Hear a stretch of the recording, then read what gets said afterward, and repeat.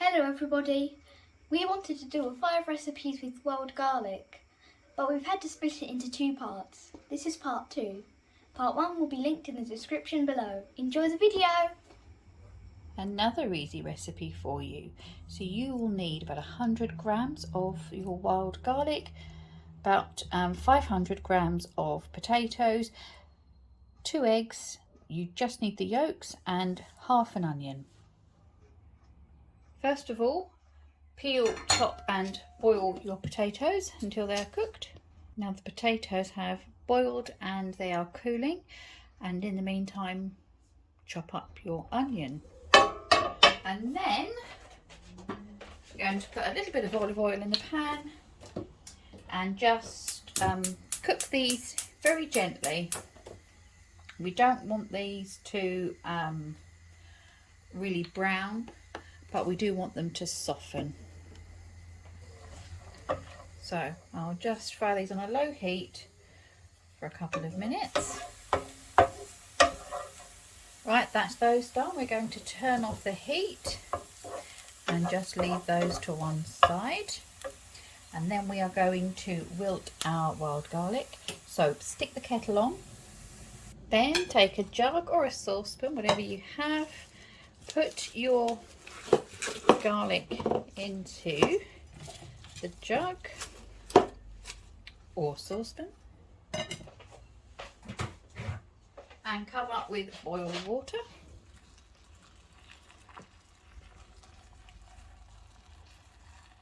This is just going to wilt. It is a delicate plant, so it won't take long at all, maybe 30 seconds.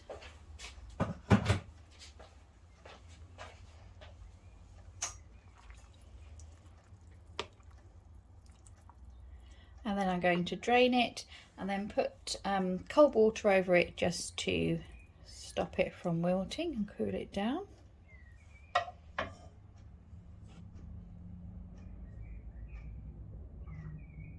And that will do.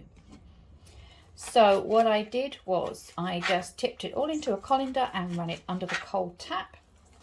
Then I squeezed as much water as I could out of it. It's not the end of the world. You don't want this bone dry. You might need a sharper knife than this though. So you can just see I'm just roughly chopping it up, and now I have a better knife.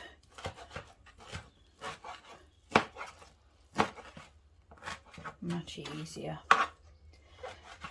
So I've got my onions cooling. I've got my boiled potatoes, which I have mashed. And we've got our bits of wild garlic here, which are chopped up and cool. We're going to grab a bowl and we're going to assemble our potato cakes. Right, so into our bowl, I'm just going to put our mashed potato. Excuse the shadows, the sun has come round. I'm trying to block it all. There we go, that's the mash. And we're going to add the onion and the wild garlic and give it a mix.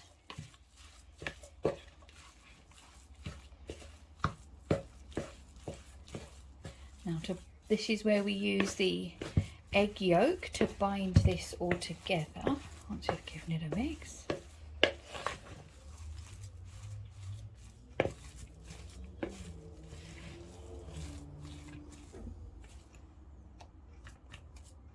So that's 2 egg yolks gone into there. And I'm also going to add about a tablespoon of plain flour. That's all-purpose flour for our American friends.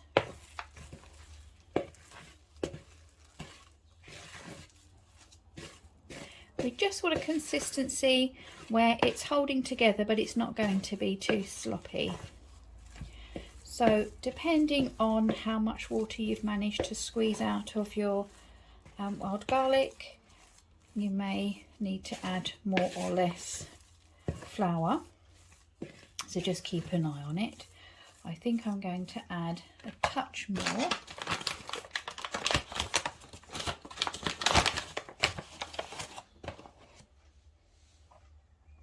Just a heaped teaspoon there.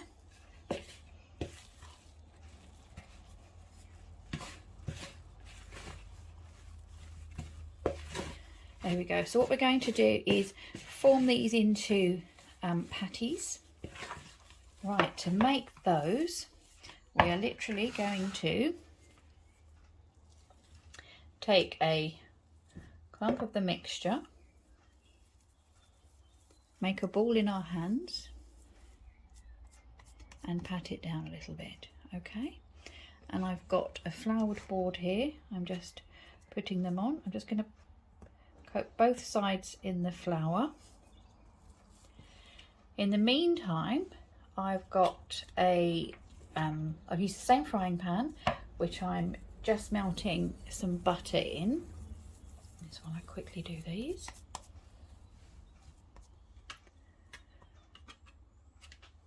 Now you can see that on the screen, that's okay. If you're finding your fingers are getting sticky, then just add some flour to your hands.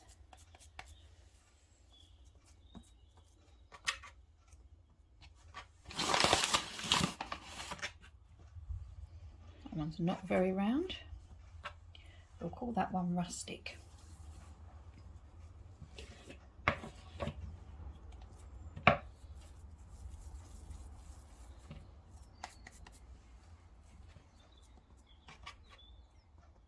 I do sometimes use, you know, the scone cutters. I forgot the word for them then. Yeah, I do sometimes use scone cutters. And what I do is I turn them upside down. Mine are fluted on one side and plain on the other. So I use the plain side, and then I will tuck a mixture inside and press it down. And then I get a nice round shape. But this is working out well. With 3 of us in the family, there'll be 2 each and no arguing. Mum, his one's bigger than mine. Right, there we go. I'm just going to turn that up a little bit, and then we're just going to pop these in and fry them off. I'll move the camera. So first one going in.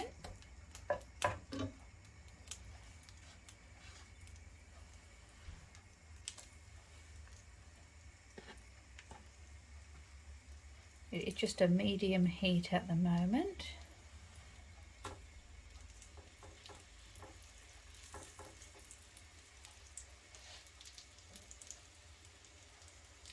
So I'll fry these for a couple of minutes and then flip them and do the other side. And there we go. I've got the other 3 draining on paper, and if we don't have these for dinner tonight, then they will go in the freezer once they've cooled down, and we shall look forward to having them another day. And our last video of the day will be gnocchi. So you will need for this 2 eggs, we just need the yolks for these, about 70 grams of the wild garlic, 1/4 teaspoon of nutmeg, 250 grams of plain flour, and 800 grams of potatoes. Now when you're looking at potatoes, you want to avoid something waxy like Charlotte or Jersey Royals. So we need a floury potato like Maris Piper or King Edward. I'm using Maris Piper. What we want to do with gnocchi is make sure that the potatoes are fluffy and dry. So if we were to boil the potatoes, then they could, you know, obviously retain a lot of water. So what we're going to do is bake them. So preheat your oven to 200 degrees. We're going to wash the potatoes, prick them, and give them a generous coating of salt, and roast them for about 40 minutes until they're done. Right, they are done. Now what I've done is we're going to turn the oven off, And I'm just going to open up the potatoes to let the last bits of the moisture come out, and just leave them in the oven for that to help dry them out. Okay, so they're going back in just for about 10 minutes. Okay, while we are waiting for our potatoes to just dry off, put a large pan of water on to boil. Add some salt. Okay, and just like yesterday, we are going to wilt our garlic. So I've given it a wash. Just going to cover with boiling water for about 30 seconds, and then I'm going to rinse it. I'm going to put it in a sieve, rinse it, and with cold water to make it cold. So my spinach has been rinsed with cold water and drained, and I've squeezed as much water out as possible. Now you need to chop this very finely now. You can do it by hand, but because I've got my trusty little chopper, I'm going to use that. Now I've done that, because we want this to be as dry as possible, I'm just going to spread it out on the chopping board, just so it can further dry out while we're doing the other bits and pieces. Okay, I'm just going to move that to one side while we get ready for the next part. So we just want a clean and dry surface, which we're going to put some flour onto. Right, so I've poured out there about half the flour we're going to need. I suppose it's about 125 grams. Just putting some salt on there, and I'm just going to grate some nutmeg onto it.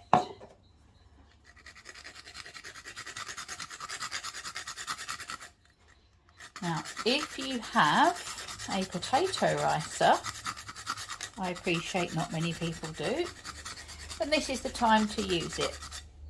We don't have one, so we're going to use a sieve to push the potatoes through. Now, what would happen normally if you have a working arm is you could just pop your potatoes, I've just taken them out of the skin, scoop them out of the skin, and push it through the sieve. However, my arms are very painful right now, so I'm just going to rest it on a bowl and do it that way. And once my potatoes have gone through the sieve, I'm just going to gently place them onto the flour here. There we go, that is all done. So there's the potato, the flour, the nutmeg and the salt. I'm just going to add the wild garlic on the top. Separate that a bit. And then we're going to add in 2 egg yolks. And then we're just going to gently bring this together. Just want to work very gently to form a dough. We don't want to overwork dough for gnocchi. So I'm just, as you can see, gently folding it in. And we keep doing this until a dough has formed. Right, now, I did get my hand in there, but you want to be careful not to knead it. And as you can see, I've rolled the dough out into a sausage. I'm just going to roughly chop it into 4, just to make it easier to deal with. I'm going to need some more flour. And we're going to roll this out into a sausage shape. There we go. Now that is about, it's not quite an inch, maybe 3/4 of an inch or 1.5 centimeters thick, roughly in diameter.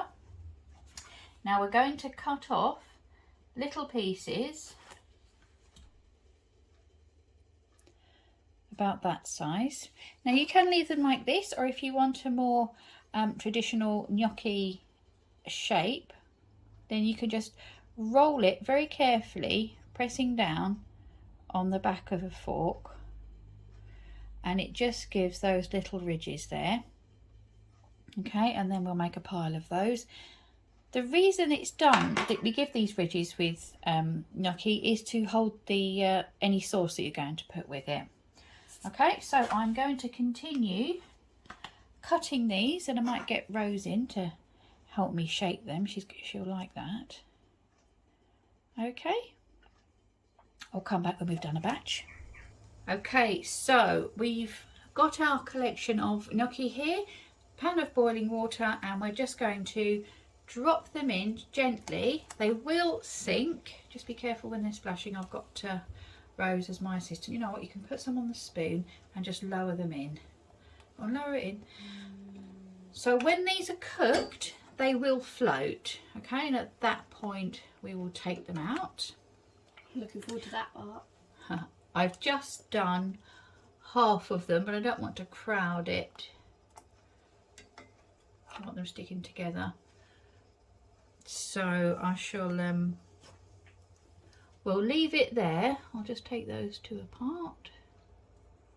All good. And then when they've cooked, as I say, they will rise and we will scoop them out. So as you can see, they are starting to float, and what I'm going to do is just cook them through for a further minute, just to make sure that they're cooked all the way through. At this point, you could be melting some butter in a frying pan and take them out and put them straight into that once they've drained. But we want to finish cooking our batch before we do our lunch. So I'm just going to take them out and put them on this plate we've got ready here. Just going to let them cook just for a tiny bit longer.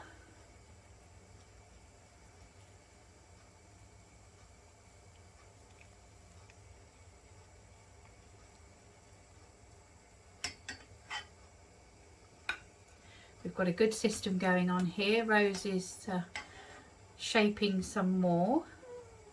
We've got the next batch to go, ready to go in. Oh, they look delicious. They really do. And gnocchi freezes well as well. So, you know, this is making quite a big batch. If you want to freeze them separately so they don't stick together on a tray in the freezer, and then once they've frozen you can pop them all in together. Okay, ready for the next batch to go in. Okay, this is the last lot for our immediate consumption that is coming out. Now I should have said earlier when I was talking about the freezing is that if you are going to freeze these, then what you want to do is do it before you cook them. Okay, so once this is done, I'll show you how we're going to freeze the others. Right, so I've got a baking tray here that I've put some non-stick parchment onto, and I'm just going to place these here on spreading them out, and I will put the tray like this in the freezer until they're frozen, then they can go in a bag for long-term storage. And for our last stage, I've got some hot melted butter here. I'm going to pop these on until they brown.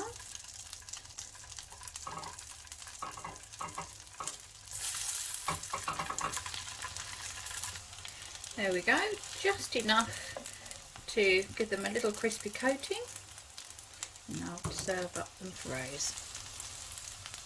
Now Rose has got hers and she's eating, has declared it the best gnocchi she's ever had. I've added some char grilled peppers to mine, and as you can see it's nearly about ready for me to eat. So we're going to leave this video here. I hope you've enjoyed my 5 things to do with wild garlic. And let me know what you do with yours in the comments below. Take care everybody. Thanks for joining us. Bye bye.